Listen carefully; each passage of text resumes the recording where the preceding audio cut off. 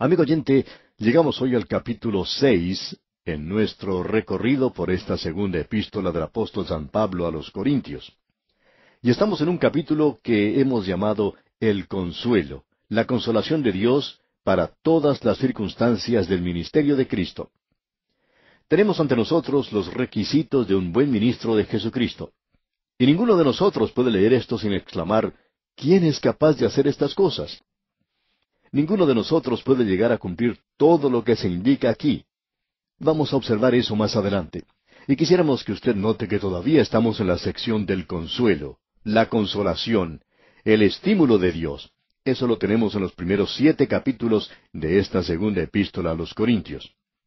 Hemos estudiado hasta ahora el consuelo de Dios en el ministerio del sufrimiento. Primero tuvimos el consuelo de Dios en el glorioso ministerio de Cristo. Eso lo estudiamos allá en el capítulo 3. Después vimos el ministerio del sufrimiento por Cristo, el ministerio del martirio por Cristo. Ahora tenemos ante nosotros el consuelo de Dios en todas las circunstancias del ministerio de Cristo. Este es un ministro completo. Miremos esto por un momento. Tenemos ante nosotros a quien podría ser el ministro ideal. Leamos el primer versículo de este capítulo 6 de la segunda epístola a los Corintios. Así pues, nosotros, como colaboradores suyos, os exhortamos también a que no recibáis en vano la gracia de Dios. Queremos dar énfasis aquí a esto que se nos dice sobre ser colaboradores, es decir, que laboramos, trabajamos juntos. Necesitamos reconocer que existe una línea divisoria entre los hombres en nuestros días que necesita ser borrada. Esta línea está entre el clero y el laicismo, pudiéramos decir. Hay ciertas personas que han recibido el don de la enseñanza, y hay aquellos que han sido llamados a enseñar, otros a ser pastores. Hay aún otros que han sido llamados a ser misioneros. Hay algunos que son llamados a tener cierta relación, pero todos han recibido un don. Nosotros llamamos a algunos laicos, y tenemos una división hecha entre el púlpito y el banco de la iglesia, y no hay necesidad de esta distinción que hacemos hoy. Somos colaboradores, es decir, trabajamos todos juntos. Si usted es uno de aquellos que se sienta en un banco de la iglesia y nos está escuchando hoy, usted es tan responsable como yo en la proclamación de la palabra de Dios. Quizá hayamos recibido un don diferente al suyo. Quizá sea usted el presidente de un banco o de una gran empresa. Quizá sea el chofer de algún camión, o aún podía ser una ama de casa. Pero hablando francamente, amigo oyente, usted es tan responsable como yo de la predicación de la palabra de Dios en la actualidad. En realidad, nosotros necesitamos reconocer que Dios ha dado a la iglesia ciertos hombres que pueden enseñar, ciertos hombres que pueden actuar, funcionar como pastores, y otros que han recibido dones diferentes que pueden usarse en la obra de Dios en nuestros días. Eso es para equipar, preparar a los creyentes para que ellos sean siervos. Y una vez más, deseamos mencionar lo que dijimos en un programa anterior de algo que escuchamos decir a un amigo y que dijo que los pastores no producen ovejas, sino que son las ovejas las que producen otras ovejas. Muchas personas piensan que el predicador es el que tiene que ganar a toda la gente para Cristo, que ese es su trabajo, o si no, que lo haga el evangelista. Pero amigo oyente, permítanos decirle que esa es su obligación también, es obligación suya. Dios ha dado maestros, predicadores, evangelistas y misioneros para que todos estos preparen y enseñen al cuerpo de creyentes, es decir, a aquellos que están en el ministerio. Este ministerio incluye a aquellos que ocupan un lugar en los bancos de la iglesia, para que ellos sean preparados para salir a testificar. Ya sabe que el pastor no es el que produce las ovejas. Él las puede alimentar y cuidar, él las apacienta, él pastorea las ovejas, pero no las puede producir. Las ovejas necesitan producir ovejas. Toda la obra de la iglesia el día de hoy se encuentra estancada porque las ovejas no están testificando. Hay algunos que deberían estar testificando en nuestros días. Y quisiéramos volver a hacer una pregunta, y estamos siendo bastante personal en estos días, pero ¿qué está haciendo usted, amigo oyente, para proclamar la palabra de Dios a otros? Hay algunos que nos están escuchando en esta ocasión que pueden hacer algunas cosas que yo no puedo hacer y que ningún predicador de su país puede hacer. ¿Sabe lo que es? Hay ciertas personas que tienen mucha confianza en usted y que no me escucharían a mí ni por 5 segundos, pero que escucharían lo que usted tiene que decir. Quizá usted podría conseguir un horario de programas y dárselo a sus amigos. Quizás una palabra suya provocaría que ellos escucharan los programas donde se presenta la palabra de Dios. Encontramos que hay personas que están siendo llevadas a Cristo en nuestros días porque alguien habló con ellas sobre los programas y les invitó a que los escucharan. Hay otras personas que pueden colocar anuncios en los periódicos locales. Nosotros no podemos hacer eso, no es nuestro método, pero hemos visto que esto ocurre en varios lugares y nos enteramos de eso. Hay aún quienes están interesados en que las personas de su ciudad o de su pueblo puedan escuchar la presentación de la palabra de Dios. Cierto hombre de negocios, por ejemplo, que es una persona muy buena, pero hablando honestamente, él no puede hablar, es decir, sí puede hablar, pero tiene cierto problema. Lo que él hace es conseguir grabaciones de los programas y las hace circular entre sus conocidos. Las lleva a los diferentes lugares que visita. Él es un hombre de negocios muy destacado y le gusta mucho ir a llamar a la puerta de uno de sus trabajadores durante el anochecer y llevarle una grabación con una grabadora para que la pueda escuchar. Él va a visitarlos y les dice, yo quisiera que ustedes escuchen esto por un momento. Y esto, amigo oyente, es testificar. Usted puede darse cuenta, amigo oyente, que somos colaboradores suyos. Y aquí Pablo dice, os exhortamos también a que no recibáis en vano la gracia de Dios. Ahora, ¿cómo puede uno recibir en vano la gracia de Dios? Pues bien, es de esta manera. ¿Cómo estamos respondiendo nosotros al amor de su corazón, o sea, al amor del corazón de Dios? Dios nos está colmando de su bondad y su misericordia. Nosotros podríamos gozarnos de la salvación de la gracia de Dios, y sin embargo estamos viviendo vidas carnales, vidas mundanas.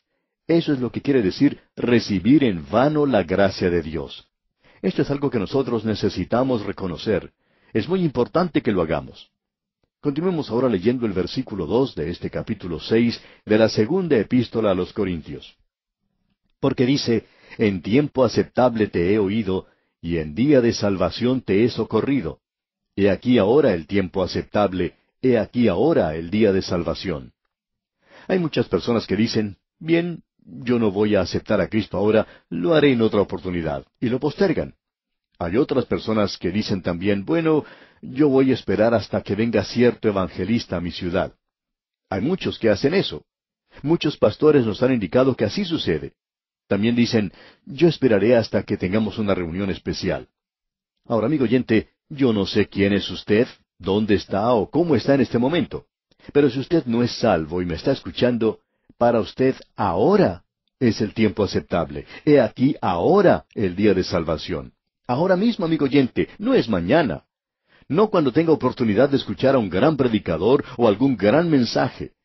Si usted nos está escuchando en este momento, este es el tiempo aceptable.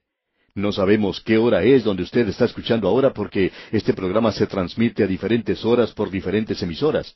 Pero mire usted su reloj, y cualquier hora que ese reloj indique, ese es el tiempo para usted. Ahora, amigo oyente, ahora es el tiempo aceptable. Ahora usted dirá, ¿por qué no lo puedo aceptar mañana? Pues sí, lo podría hacer, pero no hay ninguna garantía de eso, amigo oyente.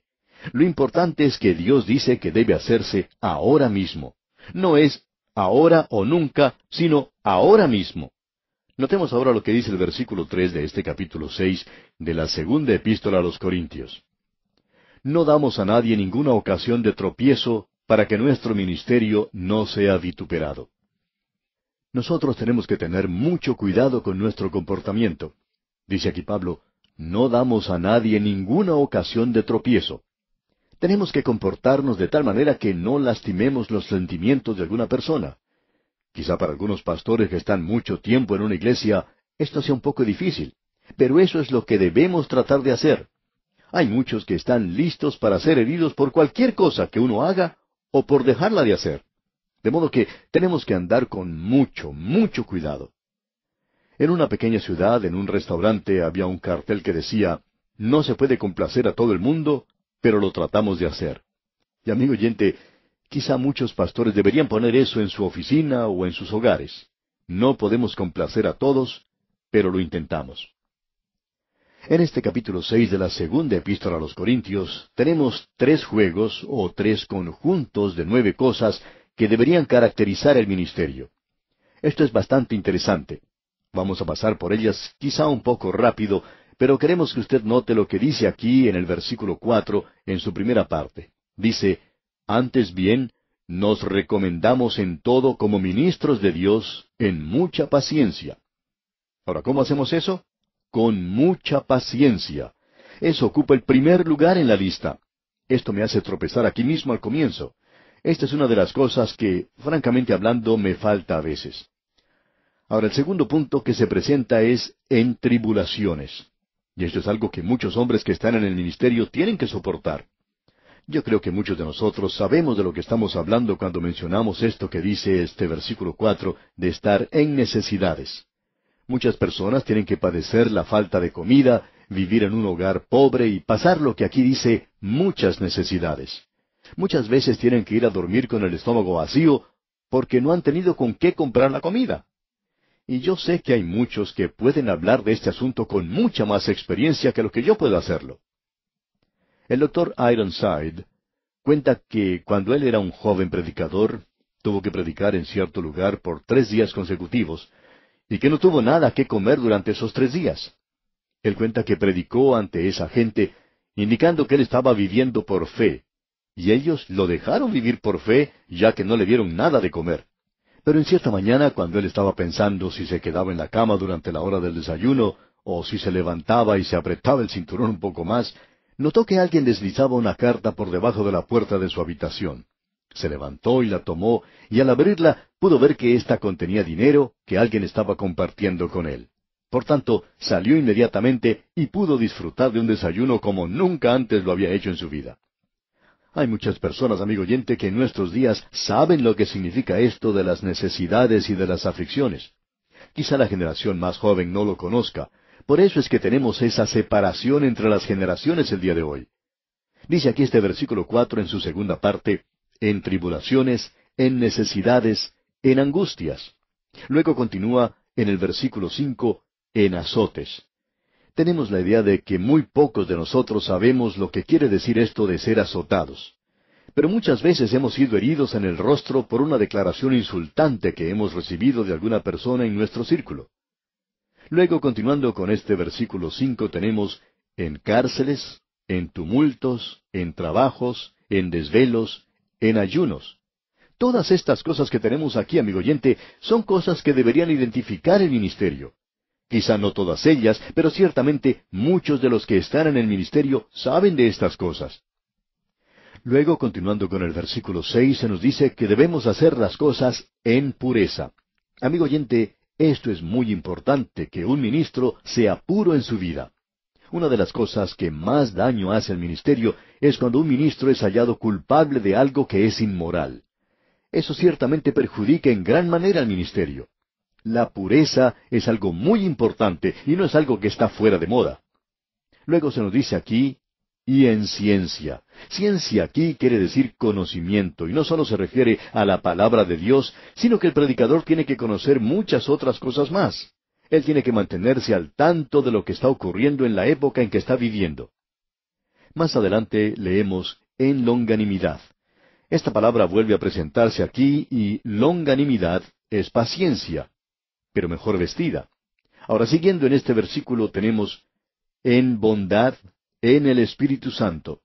Y que Dios tenga misericordia de cualquier predicador que trate de predicar sin el Espíritu de Dios como guía e inspiración. Eso es lo que más nos preocupa sobre todas las otras cosas. En lo que hemos trabajado en el ministerio, en cada oportunidad que tenemos que presentar el mensaje, oramos al Señor pidiéndole que nos ayude a predicar en el poder del Espíritu Santo. Porque yo no puedo confiar en mí mismo, amigo oyente. Pero con la ayuda del Espíritu Santo, el mensaje entonces tiene poder. Luego se nos dice, en amor sincero.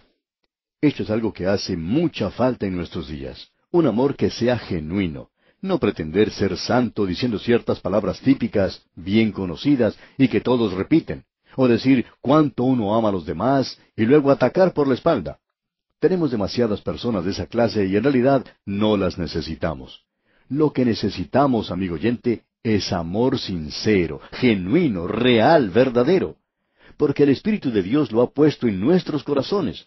Esto es lo de importancia que debemos notar. Ahora encontramos más adelante que se nos dice, en palabra de verdad. Ahora, esto de palabra de verdad quiere decir que el predicador debe conocer bien su Biblia. Luego se menciona en poder de Dios. Eso es de mucho valor. Siguiendo la lectura, vemos algo más. Con armas de justicia a diestra y a siniestra. Notemos ahora que entramos a otro grupo de palabras que comienzan con esto de por honra y por deshonra. Diríamos que esto nos da un ministerio bien equilibrado. Demos lectura al versículo 8 en su primera parte. Por honra y por deshonra, por mala fama y por buena fama. Hay personas que van a decir cosas de usted que son malas, pero nosotros debemos servir sin reconocer eso, sin prestarle atención. En otras palabras, un halago también puede perjudicarlo a uno. En una de las obras de Shakespeare, uno de sus personajes dice, mis amigos me alaban y me hacen comportar como un asno, y mis enemigos me llaman asno. Y preguntamos nosotros cuál de ellos es peor. Tenemos aquí algo malo y algo bueno. Hay cosas que nos halagan y hay quienes dicen cosas malas de nosotros. Y luego continúa el versículo diciendo, como engañadores, pero veraces, como desconocidos, pero bien conocidos. Y amigo oyente, el ministro de Dios quizá no sea muy bien conocido. Y continúa el apóstol diciendo, como moribundos, mas he aquí vivimos, como castigados, mas no muertos, como entristecidos, mas siempre gozosos, como pobres, mas enriqueciendo a muchos. Tenga cuidado cuando encuentra algún ministro que sea muy rico. Se supone que nosotros no debemos enriquecernos en el ministerio. Y continúa Pablo diciendo aquí en el versículo 10 de este capítulo 6 de la segunda epístola a los Corintios, como no teniendo nada, mas poseyéndolo todo. ¿Recuerda usted lo que Pablo dijo allá en su primera carta a los Corintios? Él dijo, todas las cosas nos pertenecen y Cristo es nuestro y todo es nuestro hoy. Yo soy rico, amigo oyente, pero también soy pobre, y usted no sabe lo pobre que soy. Y bien, vamos a detenernos aquí por hoy, pero en nuestro próximo programa proseguiremos con este estudio de la segunda carta del apóstol Pablo a los Corintios.